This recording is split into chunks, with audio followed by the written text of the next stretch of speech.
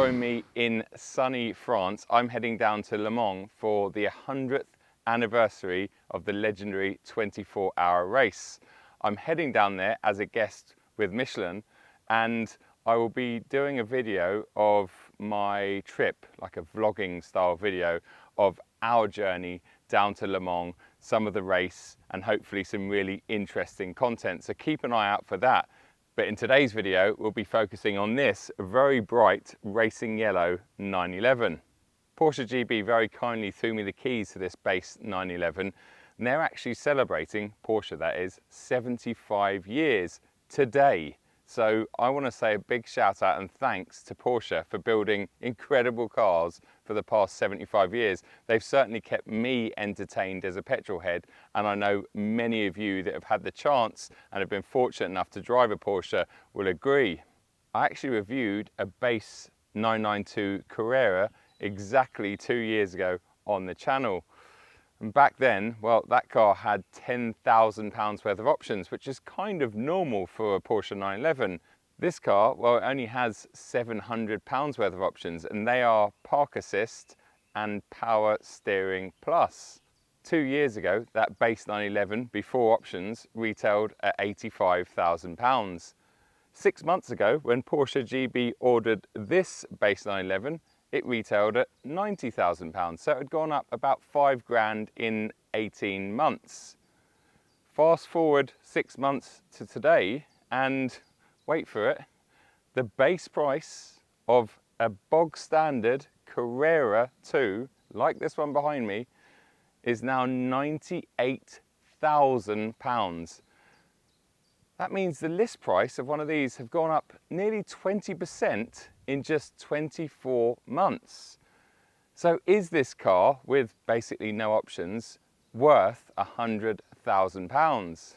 Before we talk about the engine that lies under here, and whilst we're talking about options, just out of interest, which must-have options would you have on your 911? Don't go near the configurator, because as soon as you're on that configurator, and I've spent many hours, if not days and weeks, on the Porsche configurator over the years, without going on there, off the top of your head, what would you have? Because I've had this car for almost 36 hours, and I must admit, I haven't missed anything. It seems to have everything you need. We'll talk more about that once we jump inside, but I just thought it would be a good time to jot some comments below on which options or what option, single option, you would have in your 911.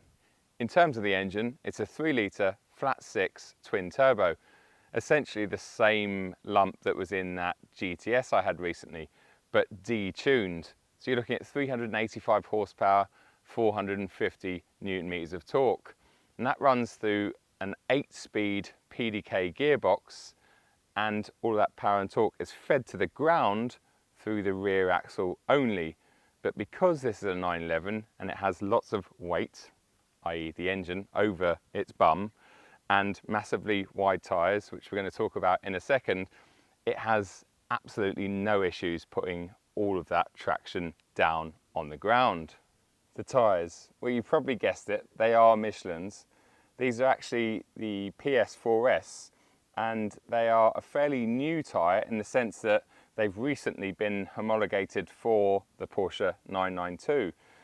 This car has the non-option and staggered 19-inch on the front axle, 20-inch on the rear axle. But they also do this tyre for the optional 20 and 21. Of course, they look fantastic because they got a lovely sidewall, but what I'm really interested in is what they do in terms of the ride quality, because in my experience, a PS4S always improves ride quality, and that in hand improves handling. But something else that I'm really keen to see and find out is what it does to the road noise in the 992. And in fact, I'd be lying if I didn't tell you already that on yesterday's journey down here, which was about 400 miles, well, it seems like that road noise has been massively reduced compared to other tyres that I've tried on the 992. So they already get the thumbs up from me. I'm looking forward to seeing what they feel like when I push them a little bit harder through some of these lovely twisties that surround us out here. Jumping inside and out of that 30-degree heat, it's a really nice cabin. Of course it is, it's a 992. But compared to that GTS that I had on the channel recently that retailed at about £140,000, so nearly 50% more than this car, well, I don't really see too much of a difference in here. There is leather absolutely everywhere, on top of the dash, on the door cards, and below as well. Most modern cars today, including a lot of the German stuff, once you get below the sort of waistline, well, it all becomes very plasticky, but not so in this car. These seats are the standard four-way adjustable sports seats, I think they call them. And although they're maybe not as good as the more expensive, more adjustable versions, and they're certainly not as supportive as the carbon buckets, they still feel extremely comfortable, and they still somehow support you relatively well. They don't look like they should, but they do. I think a lot of that has to do with the really nice leather that's on them, so you get a bit of purchase on that. But they're just fantastic seats. They're no frills, but they do a fantastic job. The next most important thing in a Porsche or a driver's car is the steering wheel, and I'm sure you guys are sick of me saying it, but Porsche do the best wheels, not just in design or aesthetics, but in the way they feel. This has got a lovely thin rim, and actually I think I prefer this wheel more than I prefer the one in the GTS or any other 911 that I've tried, because it doesn't have that drive select knob. It's very clean and simple. There's a couple of buttons on there that are important, but they're not intrusive and they're way inbound from the rim itself. We've got lovely metallic paddles on the back, which aren't too big and aren't too small. They just feel brilliant, and when you pull them and engage first gear, second gear, they just feel spot on. We've got a cruise control toggle down here, so we have cruise control as standard. We have heated seat buttons down here. We got air conditioning. We've got a lovely instrument cluster in front of us, which is very adjustable. It's an analog rev counter in the middle and lots of digital stuff on the outside. But unlike so many manufacturers these days, the digital clusters on the outside are really clear and they look like they could almost be analog. I wish other brands would get that right, because Porsche, once again, absolutely nail that. And then when you move over towards the center of the dashboard, where essentially the infotainment system is, well, you'll find Porsche's PCM, and I'm a big fan of their current setup. And this one has, as standard, Apple CarPlay and Android Auto to suit my needs. And once you've got Android Auto, a good wheel, a very fast gearbox with some nice paddles, a nice set of pedals, some good, comfortable and supportive seats, I mean, what else do you really need in here? So once again, I'm kind of left wanting no more in this car, and unless I go and check out the configurator a bit later today, there really isn't anything I can think of that I would want in my base 911. So far, this car with basically zero options apart from a reversing camera and something to do with the power steering, if you just keep it bog standard, it is lovely in here. It really is a nice place to sit and a nice place to be, and for me the most important ingredients are spot on.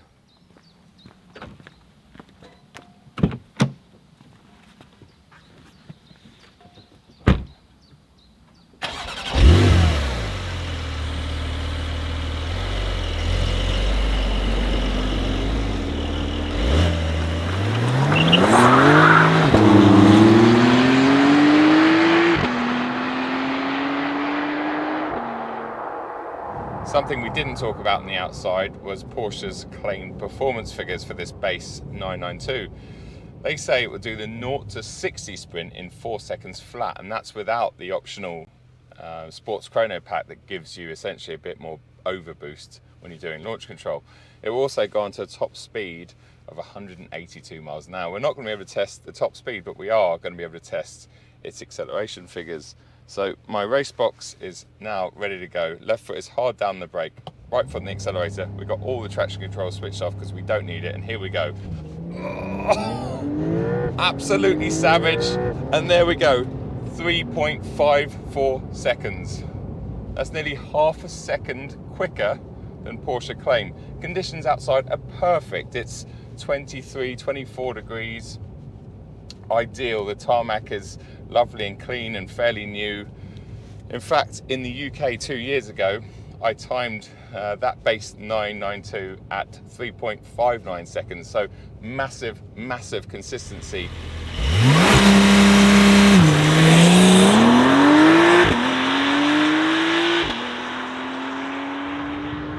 Like me, you're probably confused as to how, let's face it, a fairly large modern day sports car with only 385 horsepower manages to do the 0 to 60 sprint in a fraction over 3.5 seconds. Yes, we had all the grip in the world, much thanks to the rear axle and these massive 295 section Michelin Pilot Sport 4S tyres, as I avoid a tractor that's also on Michelin tyres. I'm sure that helps, and the lightning fast PDK box. But I think what else helps is the way this 3 litre delivers its power and torque. You see, the maximum torque figure of 450 newton meters, which isn't a massive amount, is available from 1950 RPM right up to 5,000 RPM. And then max power comes in at 6,500 RPM, and it revs out to about 7,500 RPM. So anything above 2,000 RPM, you've got this lovely sort of surge of torque that then turns into power, and it's just endless. And because you've got 8 cogs and this wonderful PDK gearbox, you've got that available wherever you want it. So never discount a base 992 looking at its figures on paper alone, because honestly, they literally mean nothing. I don't think that Porsche are telling the absolute truth there. They do tend to tell porkies when it comes to the amount of power their engines put out, and I mean that in a good way, in a positive way. I reckon that this is actually producing 420, 430, maybe even 440 horsepower, real horsepower, not Porsche horsepower, and that would account more so for the figures. We've also got to remember that this car, although the current 911 has grown massively, and it's quite a big object these days, certainly very wide down a road like this, just like anything, you know, my M3 and M4, etc. But this only weighs 1,500 kilos, and yeah, 10-15 years ago that wouldn't mean it was lightweight, but in today's world, well, it does kind of make it lightweight, and obviously weight kills acceleration, and if you reverse that and you take some weight away, it improves acceleration.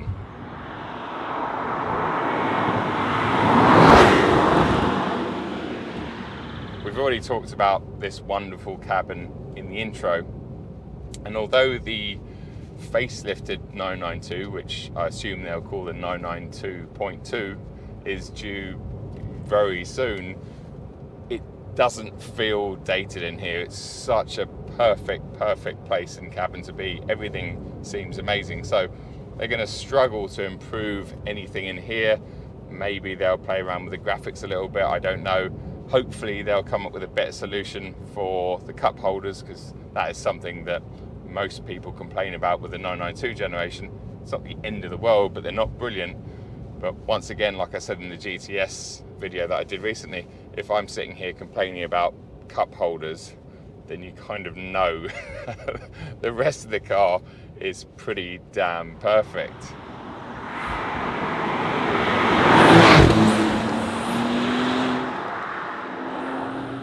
Perhaps this press car's biggest standout feature is its complete lack of tyre roar. You see, that's an issue across the entire 992 range as far as I'm concerned.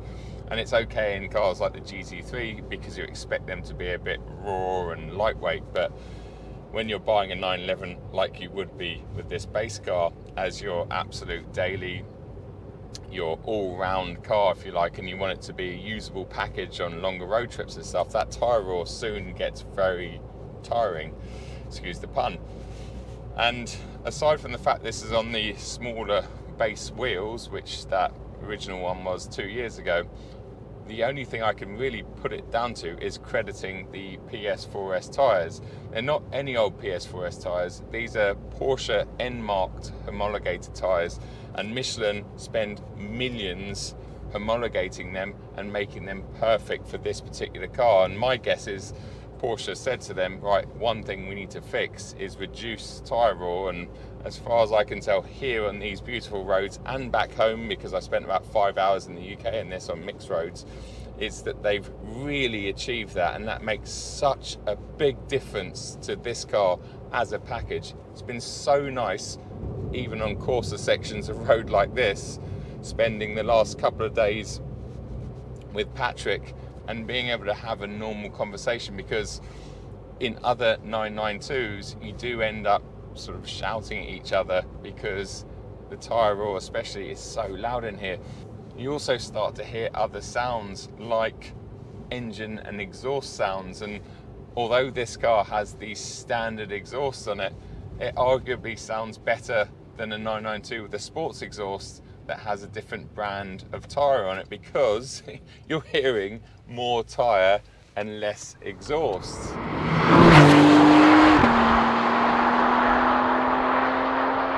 Right, for this next bit, let's put it into sports. Traction control, etc. is turned off because it just doesn't need it. And let's give it some. Oh, it just sits into its suspension, travels so nicely. Come along here, hard on the brakes. Oh, it's just so nice. Turn in, I can feel the car talking to me through here. Pick the accelerator up again. Oh, on the brakes, trail braking, off, on again. There's a little ripple in the road that unsettles the car, but not badly. It's just so good. It's so good. Do I want this to be any faster, any more powerful? No. Am I missing anything even that a GT3 would give me down there? Maybe if I drove them back to back, I'm sure I'd have more fun in the GT3 or GT3 Touring, but this car is just so brilliant. It really is. What a fantastic piece of kit. Really, really amazing. And arguably the lower power and lower torque guys of this standard engine compared to, let's say, the one that was in that GTS I had a few weeks ago is better, because with that car, one of my complaints, and I know it had a manual gearbox, but it would be the same if you had a PDK, is it had so much more torque and power that you could leave it in 5th or 6th gear and it would be ballistically fast on the road in a higher gear. Whereas this car, although it never struggles in higher gears, if you really want to push on, you need to change down and work with the engine, work with the car. And I think that's really important for a modern day sports car. I've got no idea who's meant to be giving way there, but I think it's him because he stopped for me. So thank you. Yeah, so I guess my point is, with this car, sometimes too much is not good. Too much power, too much torque, too much grip is not a good thing for a road car especially. And I'm sure that this would be ballistically fast out on track and be just as fun, but as a road car, it's going to take a lot to beat this. And I can't wait to try the Carrera T, and I will have that on the channel very soon, and maybe, just maybe, that is going to be the absolute sweet spot. But that's not going to take anything away from this base car. It really isn't.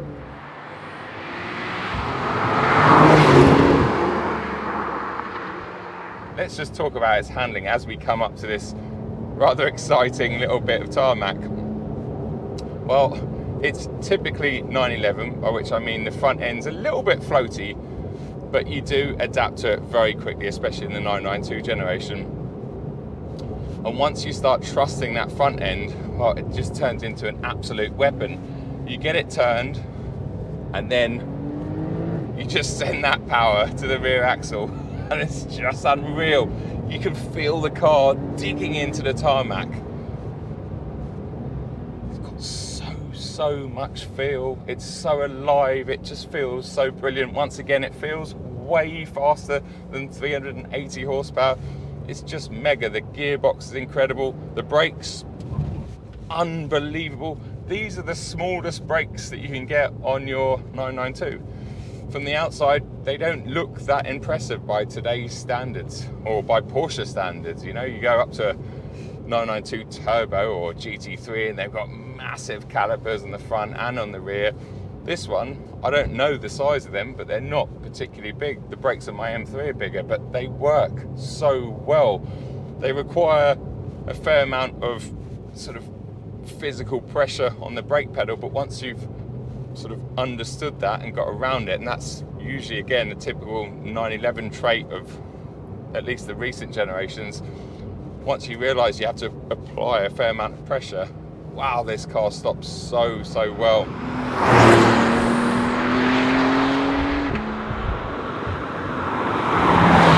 Does this £100,000 base Carrera have any rivals? It's hard to say really, because a 911's always kind of been a standalone product. You could argue that the current G82 M4 is a rival, albeit on paper looks like you're getting much better value. It's about £15,000 cheaper, has a lot more power and a lot more standard options. It also has proper rear seats and a bigger boot. But in reality, well, this is just so much more pure. That amazing engine is arguably better, especially for the road. It doesn't feel really any slower, although on paper it does look slow. It doesn't feel it in reality. And I think the biggest standout feature of the 911 compared to, let's say, BMW M3 or M4 is its steering. It's an electric setup, but it just has so much feel, and steering feel in a sports car is really important as far as I'm concerned. Just makes the whole experience so much more enjoyable. It feels like you're actually working with the car and the car's working with you. You're all one big machine essentially. Whereas in modern M cars, you do feel a little bit detracted from the car itself. It does amazing things, but you don't always feel like you're part of that amazing thing, if that makes sense. And I think that's what makes this car so brilliant. And I'm going to finish by saying, once again, this car's biggest rival is not any other 911s in the range, because I truly think this is the best, maybe aside from the T. It's actually another Porsche product. They are literally their own worst enemy. Maybe the Cayman GTS 4 litre with a PDK box, that's about £10,000-12,000 cheaper than this. You've got that amazing 4 litre naturally aspirated flat six that definitely sounds better, doesn't have the torque this has, especially low down, but maybe that's an alternative and something else you should be looking at if you're looking at getting one of these. Yes, the Cayman is strictly two-seater and isn't as practical as the 911, and yes, you might have a small chip on your shoulder because it's a Cayman, it's not a 911. The interior in the current Cayman is almost last generation. It does come with those better cup holders, but I think that maybe is this car's biggest challenger. Something else that is definitely worth thinking about is the incoming M2, because yes, the M4 is 15 grand cheaper than this. The M2 is going to be about £35,000 cheaper than this, and that might offset the lack of ultimate feel, the lack of steering feel, especially as we talked about. You can't really argue with something that costs 65 grand and has 460 horsepower, whatever, but the M2 is assembled in Mexico. It's not going to have the quality feel of something like the 911. But it'd be interesting to see what you guys think in the comment section below. Something else to talk about is the residuals, and 911s have always been strong, and if they continue to go up in retail price like they have done over the last 2 years. And if you bought one of these today, in 2 years' time, well, they're going to cost 115, 120 grand, which would mean that your 2-year-old one is still worth at least £100,000. So you're always going to be safe with residuals on your 911.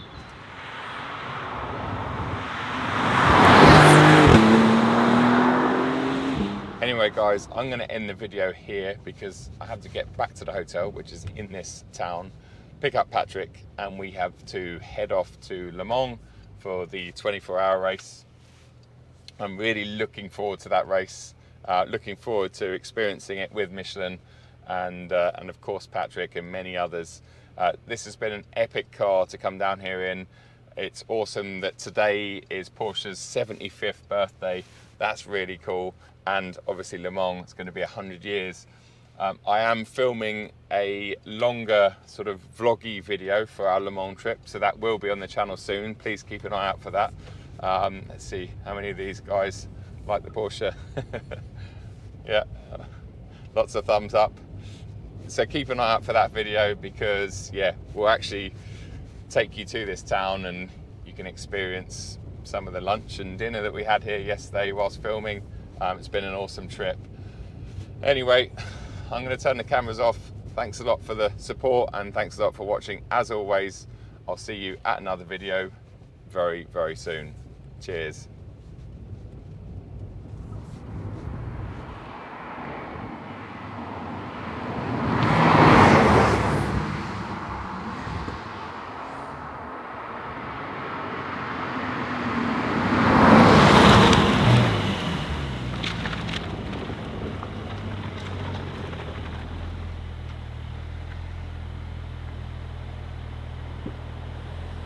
What's up with that?